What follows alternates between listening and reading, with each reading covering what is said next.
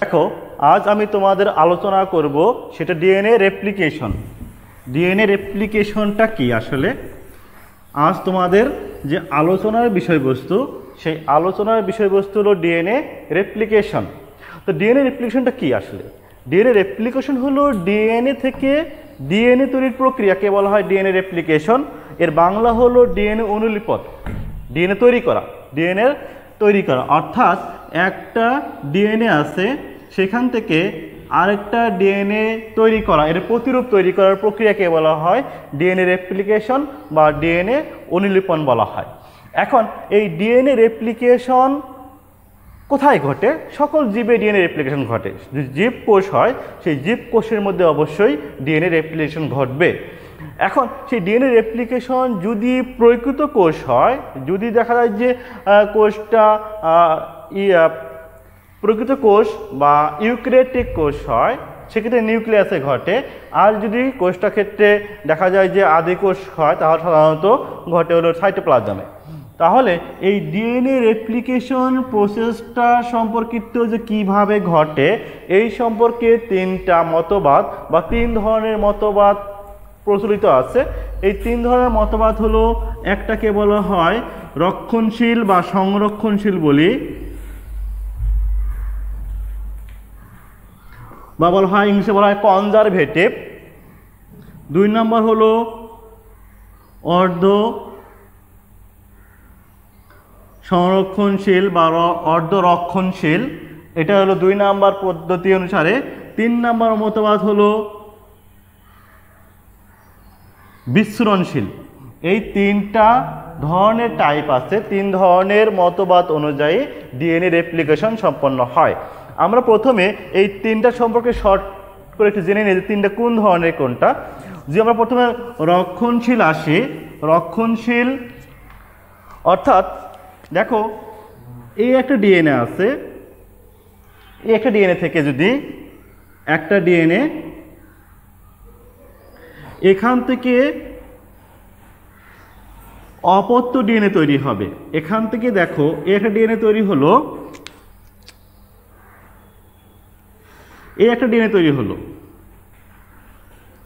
এই যে দুটো ডিএনএ তৈরি হলো, সেক্ষেত্রে এই যে উপরে যে ডিএনএটা আছে, সেই উপরের ডিএনএ বা এই ডিএনএটাতে হুবহু মাতৃ ডিএনএটাকে সে রক্ষণ করে রেখেছে। রক্ষণ বলতে আসলে মাতৃ ডিএনএটাকে হুবহু কপি করেছে, অর্থাৎ তারটা হুবহু রেখে দিচ্ছে।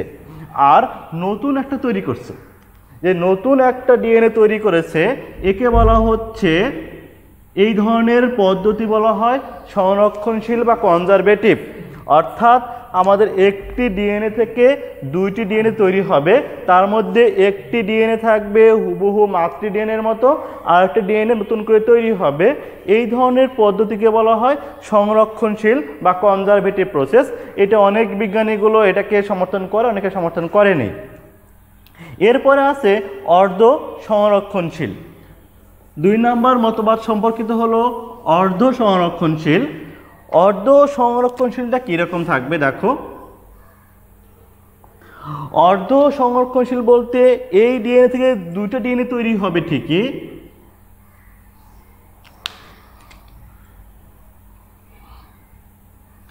দেখো তোমরা একটু খেয়াল করো সুন্দরভাবে যে 5 3 3 5,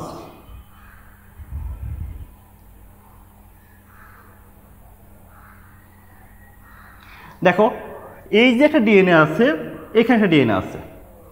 তাহলে একটি ডিএনএ থেকে বা মাতৃ ডিএনএ থেকে দুটি ডিএনএ তৈরি হয়েছে। সেই দুটি ডিএনএর ভিতরে যদি আমরা দেখি যে প্রত্যেকটা ডিএনএতে একটি সূত্রক মাতৃ ডিএনএকে সে রক্ষণ করেছে বা মাতৃ ডিএনএকে সে কোনো ধরনের ব্যতিক্রম ছাড়াই সে রক্ষণ করেছে, আরেকটা ডিএনএ থেকে সূত্রক নতুন তৈরি করেছে। অর্থাৎ যেহেতু একটি ডিএনএ থেকে যে দুটি ডিএনএ তৈরি হয়েছে সেই দুটি ডিএনএর প্রত্যেকটি ক্ষেত্রে একটি করে নতুন সূত্রক, একটি করে পুরাতন সূত্রক।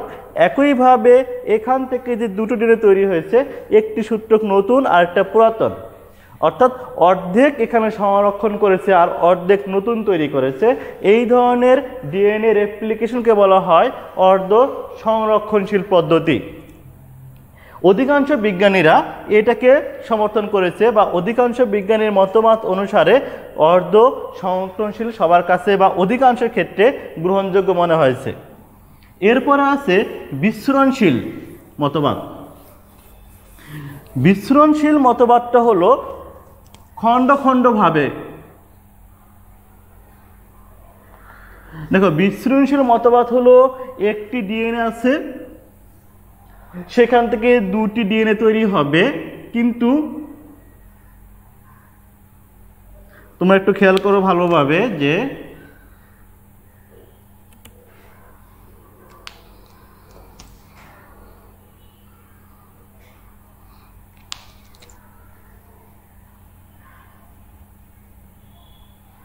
এটা দেখো, তাহলে যে আমরা দেখি যে এ একটা ডিএনএ আছে, এখানে একটা ডিএনএ আছে, এই দুটো অপত্য ডিএনএ অর্থাৎ নতুন তৈরিকৃত অপত্য ডিএনএতে কোনো সূত্র কি পুরোপুরি মাতৃ ডিএনএটাকে সংরক্ষণ করতে পারেনি বা করেনি। এই যে একটা পুরো ডিএনএ আমরা কালো কালার দিয়ে দিয়েছি, লাল কালার দিয়েছি, তার অর্থ হলো যে যে অংশটুকু লাল কালার দেওয়া আছে সেটা নতুন তৈরি করেছে, আর যেটা কালো আছে সেটা হলো অপত্য ডিএনএ মাতৃ ডিএনএটা। কালো রংটা দেওয়া আছে মাতৃ ডিএনএকে রিপ্রেজেন্ট করতেছে, আর লালটা কিন্তু মূলত অপত্য ডিএনএকে বা নতুন তৈরি সূত্রকে রিপ্রেজেন্ট করতেছে। তাহলে আমরা যদি এই সূত্রটা খেয়াল করি, এখানে কিন্তু কিছু অংশ আছে মাতৃ ডিএনএর মতো আর কিছু অংশ আছে নতুন তৈরি করা। তো এইরকম যদি খণ্ড খণ্ডভাবে নতুন নতুনভাবে তৈরি হয়, এই ধরনের পদ্ধতিকে বলা হয় বিস্মরণশীল প্রসেস বলা হয়। তবে আমরা যেটা আলোচনা করব, তোমাদের বইতে যেটা আলোচনা করা হয়েছে সেটা হচ্ছে অর্ধ সংরক্ষণশীল বা ইংলিশে বলা হয় সেমি কনজারভেটিভ প্রসেস। তাহলে আমরা এখন সেমি কনজারভেটিভ একটা পদ্ধতি দেখব বা অর্ধ সংরক্ষণশীল।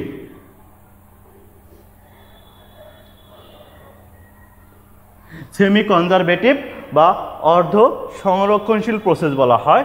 দেখো এইটা করতে কি কি উপকরণ লাগে আমরা সেটা একটু আলোচনা করে নেই।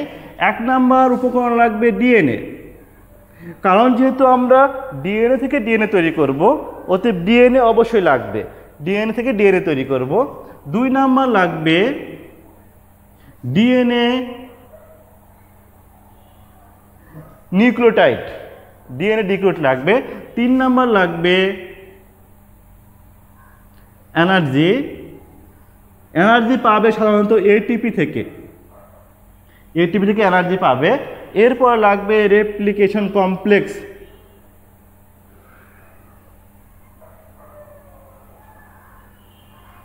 এই রেপ্লিকেশন কমপ্লেক্স কেন বলা হলো, এগুলো অনেকগুলো এনজাইম লাগে, প্রায় 7-8 ধরনের এনজাইম লাগে, সেই এনজাইমগুলোকে একত্রে বলা হয় রেপ্লিকেশন কমপ্লেক্স। কি কি এনজাইম লাগে খেয়াল করো, দরকার হয় গাইরেস অথবা ট্রোপোআইসোমারেস।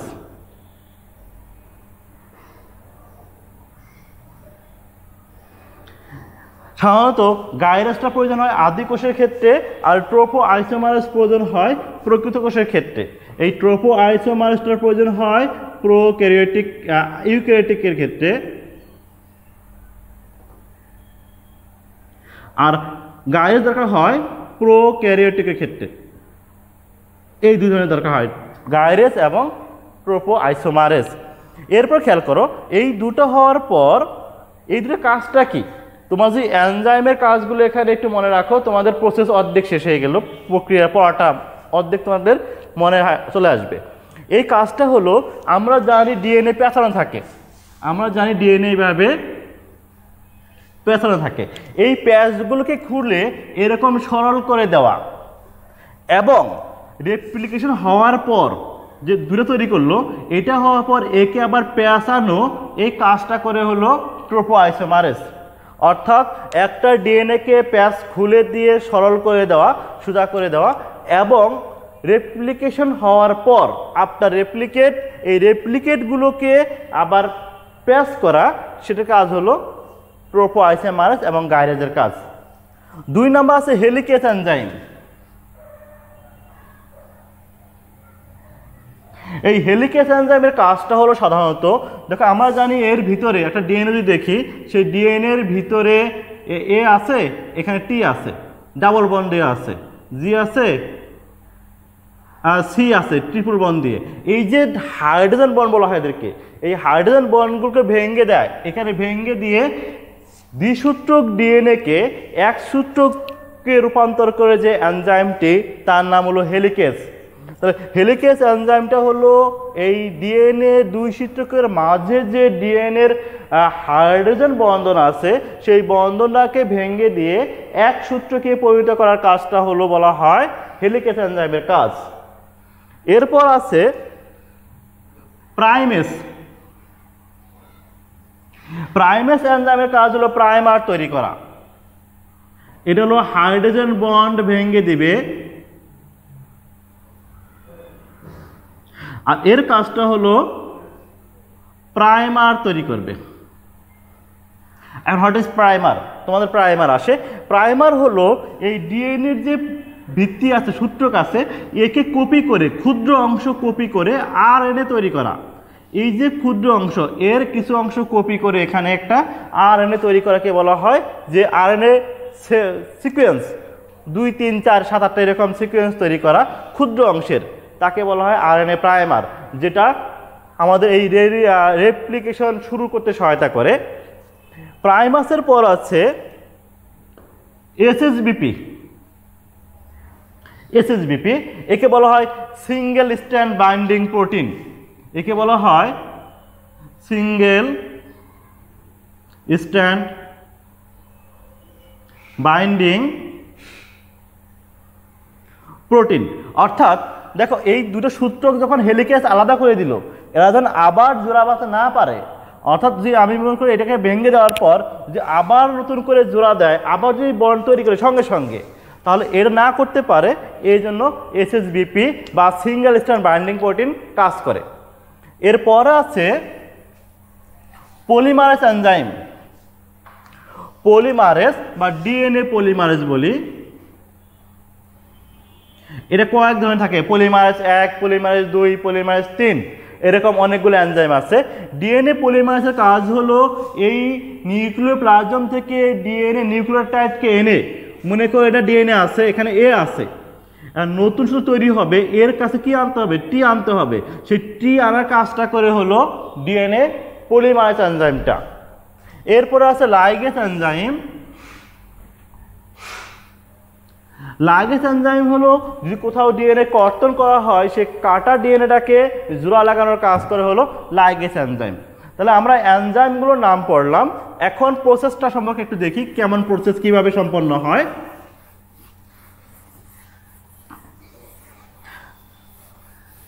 ডিএনএ রেপ্লিকেশন প্রসেসটা কিভাবে হয় তোমরা খেয়াল করো।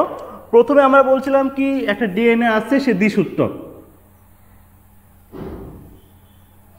আমি একটু ইজি করে চিত্র আটকার চেষ্টা করতেছি। দ্বিসূত্রক ডিএনএ, মনে করো এটা হলো 5, অথবা 3, এটা 3, এটা 5। এই দ্বিসূত্রক ডিএনএটাকে প্রথমে এক সূত্রকে তৈরি করে। তাহলে এখন মনে করো যে এক সূত্রক মানে প্যাচটাকে ভেঙে দেয়, এক সূত্রকটা এই দিলে আসলে প্যাচটাকে ভেঙে দেবে, সরল করবে। তাহলে প্রথমে গাইরেজ এনজাইম বা ট্রোপোআইসোমারেজ এনজাইম দিয়ে এই ডিএনএটাকে সরল করে হয়।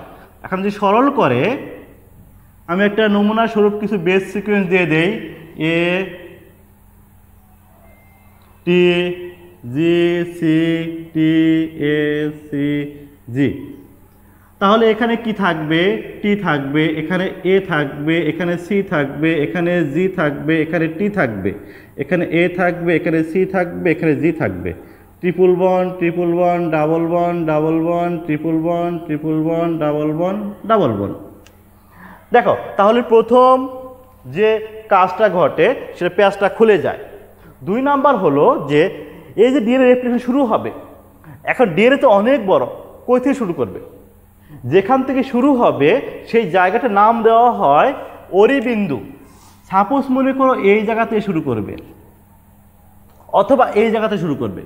যে জায়গা থেকে ডিএনএ রেপ্লিকেশন শুরু হবে সেই জায়গাটাকে বলা হয় অরিজিন অফ রেপ্লিকেশন।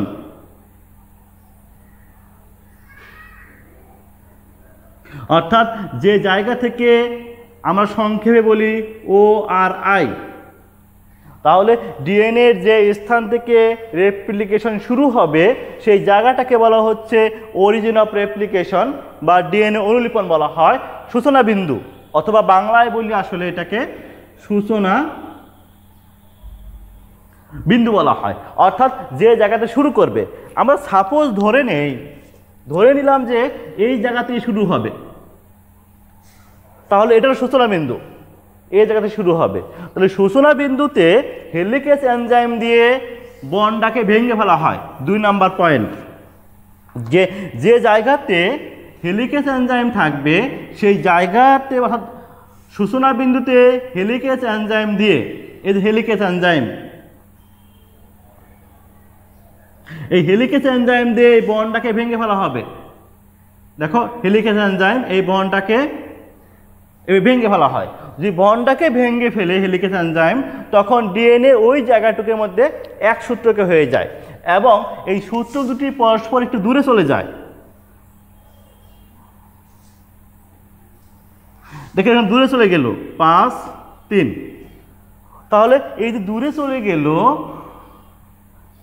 এখন দেখতে মনে হয় ইংলিশ ওয়াই অক্ষরের এই টার্মটাকে, এই শেপটাকে বলা হয় রেপ্লিকেশন ফর্ক বলা হয়। এই ওয়াই অক্ষরের শেপটাকে বলা হয় রেপ্লিকেশন ফর্ক বলা হয়। তাহলে খেয়াল করো যে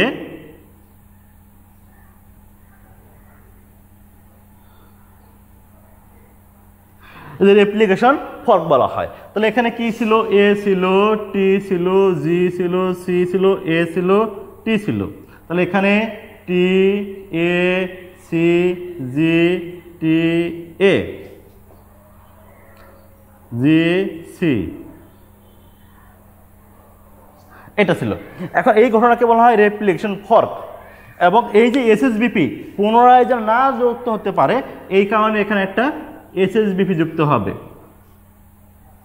এদেরকে বলা হয় এসএসবিপি। তাহলে এরপরে কি হবে? এরপরে প্রাইমার এনজাইম প্রাইমেস তৈরি করবে। প্রাইমেস এনজাইম প্রাইমার এই অংশটুকে কপি করে, খেয়াল করো, এই জায়গাতে একটা প্রাইমার তৈরি হবে, এটা প্রাইমার।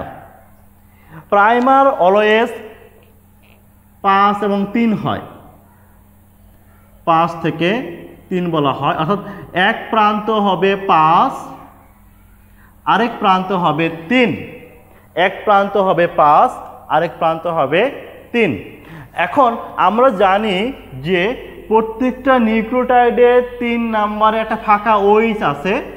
এই 3 নাম্বারেই নতুন নতুন নিউক্লিওটাইড এসে যুক্ত হতে পারে। 5 নাম্বারে যুক্ত হতে পারবে না, 2 নাম্বারে পারবে না, 4 নাম্বারে পারবে না, শুধু পারবে 3 নাম্বারে। কেন পারবে না সেটা ডিএনএ, তোমরা ক্লাসটা ডিএনএর যে আমরা নিউক্লিওসাইড পড়েছিলাম ওই জায়গায় একটু খেয়াল রাখবো, তাহলে বুঝতে পারবা। তো 3 নাম্বার প্রান্তে নতুন নিউক্লিওটাইড যুক্ত হবে। 3 নাম্বার প্রান্তে যদি নতুন নিউক্লিওটাইড যুক্ত হয়, খেয়াল করো যে 3 নাম্বার প্রান্তে নতুন নিউক্লিওটাইড যুক্ত হবে। তাহলে যদি তাই যুক্ত হয়, তাহলে ডিরেকশন, বৃদ্ধির ডিরেকশন হবে এদিকে, কারণ 3 নাম্বার যুক্ত হলে এদিকে বাড়বে, এখানে 3 নাম্বার থাকবে, আবার যুক্ত হবে, এখানে 3 নাম্বার থাকবে। এইভাবে ডিরেকশন, বৃদ্ধির ডিরেকশন 5 থেকে 3-এর দিকে সর্বদা। এখানে কোনো ধরনের কনফিউশন নাই। তোমরা যদি নতুন যে সূত্রক তৈরি হবে, এই নতুন সূত্রকটার ডিরেকশন অবশ্যই 5 থেকে 3 হতে হবে। যদি এটা না হয় তাহলে ভুল। তাহলে কি বললাম? নতুন সূত্রের ডিরেকশন অবশ্যই 5 থেকে 3-এর দিকে হতে হবে। এখন খেয়াল করো, আমরা যদি শুরু করি যে এখানে প্রাইমার বসালাম একটা, এই প্রাইমারটার এক প্রান্ত 5 ছিল এক প্রান্ত 3 ছিল। অথবা আমরা এখানে প্রাইমারটা তো 5 এবং 3, আমরা এটাও বসাতে পারি, আবার 5 এবং 3, এটা একটা প্রাইমার, এটা একটা প্রাইমার। এখানে কোনটা বসবে? শর্ত হলো যে এখানে 3 আছে, তাহলে এই পাশে যার 5 আছে সে বসবে। তাহলে এটা বসবে না, যে এটা বসে, অর্থাৎ এটা যে আমরা এখানে দেই তাহলে এটা হবে। তাহলে একই পাশে একই স্ট্যান্ডের যে কার্বন সংখ্যা, এটা কিন্তু ডিএনএ ক্ষেত্রে গঠনের পরিপন্থী। ডিএনএ গঠনে আমরা জানি যে একটা যদি 5 থেকে 3 হয় আর একটা 3 থেকে 5 হবে, এই 3 থেকে 5 হবে, এই যে শর্তটা আছে। তাহলে এই শর্ত পূরণ করতে গেলে 3 এখানে 5 হতে হবে, 5 হতে গেলে তাকে আমাকে এই সূত্রটা আনতে হবে, এই প্রাইমারটা আনতে হবে। তাহলে এই প্রাইমারটা বসলো, বসানোর পর এখন ডিএনএ পলিমারেজ এনজাইম, এখানে কি আছে? টি আছে, তাহলে টি এর সম্পূরক এ কে নিয়ে আসবে, ডাবল বন্ড যুক্ত হলো, সামনে আসলো। জি আছে, সি কে নিয়ে আসবে, ট্রিপল বন্ড যুক্ত হলো। সি আছে, জি কে নিয়ে আসবে, এইভাবে সামনে এগিয়ে যাবে। তাহলে দেখো, তাহলে ডিরেকশন কিন্তু 5 থেকে 3-এর দিকে আসলো, 5 থেকে 3-এর দিকে। তাহলে এটাকে বলা হয় যে সামনে এগিয়ে যাচ্ছে, একে বলা হয় অগ্রগামী সূত্রক বলা হয়। আমরা যদি এখন এটাকে ভিত্তি করে তৈরি করি, এটাকে ভিত্তি করে এই সূত্রক তৈরি করলো, এখন এটাকে ভিত্তি করে আমরা যদি খেয়াল করো যে আমরা জানি যে এখানে ডিএনএ থেকে একটা নতুন হয়, একটা পুরাতন হয়। তাহলে একে ভিত্তি করে যে আমরা তৈরি করি, তাহলে এখানে প্রাইমার তৈরি করবে। এন্ড প্রাইমারটা কোথায় বসবে? এখানে যে আমি বসাই, মনে করে 5-3 বসাইলাম, এটা বসতে পারবে না, কারণ 5 এবং 3 একই ডিরেকশন হয়, তাহলে এটা বাদ। এখন আমি 3-5 বসাবো, এদিকে যদি বসাই 5-3, এদিকে ঘুরে বসাই, এই ঘুরে বসানো ঠিক আছে 5-3, কিন্তু এখানে বাড়বে, এখানে ডিএনএ নাই, তাহলে বসবে এটাই, কিন্তু এভাবে বসানো যাবে না। এই সূত্রকের ক্ষেত্রে বসবে হলো এইখানে প্রাইমার বসবে, 5-3, এখানে প্রাইমার বসবে, এবং নতুন সূত্রগুলো জি আছে, সি আছে, জি আসবে, এ আছে, টি আসবে, টি আছে, এ আসবে, এদিকে বাড়লো, তাহলে এর 3 নাম্বার হলো, এইভাবে বাড়বে। তাহলে খেয়াল করো তো, এই সূত্রটা তৈরি হলো পিছন দিক থেকে, এইটা তৈরি হচ্ছে সামনের দিক থেকে। এই কারণে এটাকে বলা হয় অগ্রগামী সূত্রক, এটাকে বলা হয় পশ্চাৎগামী সূত্রক। এটাকে বলা হয় অগ্রগামী, যেটা ধারাবাহিকভাবে সামনে অগ্রসর হয় তাকে বলা হয় অগ্রগামী সূত্রক, আর যেটা পিছন থেকে বলা হয় এটাকে বলা হয় পশ্চাৎগামী সূত্রক। খেয়াল করো, এইভাবে আস্তে আস্তে এই পুরা বন্ডটা ভেঙে গেল। সাপোজ বন্ডটা ভেঙে যাওয়ার পর তখন তো সোজা হয়ে যাবে, মনে করো যে বন্ডটা ভেঙে গেল। এখন আমরা দেখি যে এর এদিকে আসলো, এর এদিকে আসলো। এখন খেয়াল করো, এখানে ছিল, আমরা জানি এখানে ছিল হলো টি জি সি। এখন তাহলে এই যে সূত্রটা আছে সে কিন্তু এখন এই 3 নাম্বার এখানে আছে, যুক্ত করবে টি, যুক্ত করবে এ সি জি, তৈরি করলো। বাট এটা কি করবে? এটা কিন্তু এখন এটা শুধু শেষ, এখানে আবার নতুন করে এখানে প্রাইমার তৈরি করবে। প্রাইমার তৈরি করার পর এইখানে আবার একটা সূত্র তৈরি করবে। তাহলে এইটা ধারাবাহিকভাবে কোনো ধরনের বিরতিহীন ছাড়া ধারাবাহিকভাবে তৈরি করতেছে, এই কারণে এর নাম হচ্ছে অগ্রগামী সূত্রক। আর এই যে সূত্রটি আছে এটা খণ্ড খণ্ডভাবে এইখানে তৈরি করা শেষ, আবার পেছন থেকে এসে তৈরি করবে, আবার তৈরি করবে, এইভাবে এখানে খণ্ড খণ্ডভাবে। এখানে এটা ল্যাগিং স্ট্যান্ড বলা হয়, আর একে বলা হয় লিডিং স্ট্যান্ড। এটা বলা হয় লিডিং স্ট্যান্ড বলা হয়, এটা ল্যাগিং স্ট্যান্ড বলা হয়, এটা অগ্রগামী সূত্রক বলা হয়, পশ্চাৎগামী সূত্রক। আর এই খণ্ডগুলোকে বলা হয় সাধারণত ওকাজাকি খণ্ড,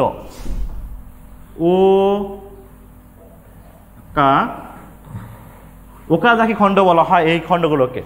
এরপরে এই রেস্ট্রিকশন দিয়ে এটাকে কেটে ফেলা হবে। এই যে প্রাইমারগুলো ছিল, প্রাইমারগুলো সরাই দেওয়া হলো, প্রাইমার সরাই দিয়ে ওই জায়গাতে বেস লাগাইয়ে লাইগেজ দিয়ে জোড়া লাগানো হবে, লাইগেজ এনজাইম দিয়ে জোড়া লাগাই দেওয়া হলো, ফলে একটা চূড়ান্ত এমআরএনএ তৈরি বা চূড়ান্ত ডিএনএ তৈরি হলো। তাহলে এই যে প্রসেসটা, অর্থাৎ দেখো এইটা একটা ডিএনএ, এটা পুরাতন সূত্রক নতুন সূত্রক, পুরাতন সূত্রক নতুন সূত্রক। তো একটা ডিএনএ দূরে তৈরি হবে এবং প্রত্যেকটা থেকে একটা মাতৃ ডিএনএকে সে সংরক্ষণ করে রাখবে, একটা অপত্য সূত্রক তৈরি করবে। এই ধরনের প্রসেসকে বলা হয় সেমি কনজারভেটিভ প্রসেস।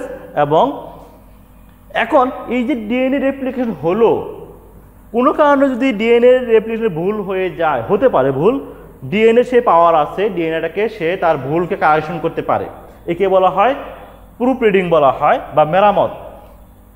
এখানে ভুল বলতে কি ভুল হয়, যে টি আছে, এ আসার কথা সি চলে আসলো, এটা ভুল। এই ধরনের ভুলকে কারেকশন করে সে সংশোধন করতে পারে। আর যদি নারগুলো এইভাবে হয়ে আসে, তাহলে আমরা মোটামুটিভাবে ডিএনএ রেপ্লিকেশনের কি কি পদ্ধতি আছে পাইলাম এবং একটা পদ্ধতি আলোচনা করলাম, নাম হলো সেমি কনজারভেটিভ। তোমাদের এই বিষয়টা পরীক্ষায় অনেক সময় থাকে, এখান থেকে এমসিকিউ থাকে, ছোটো ছোটো প্রশ্ন থাকে, তোমরা এই বিষয়টা ভালোভাবে কমপ্লিট করবা।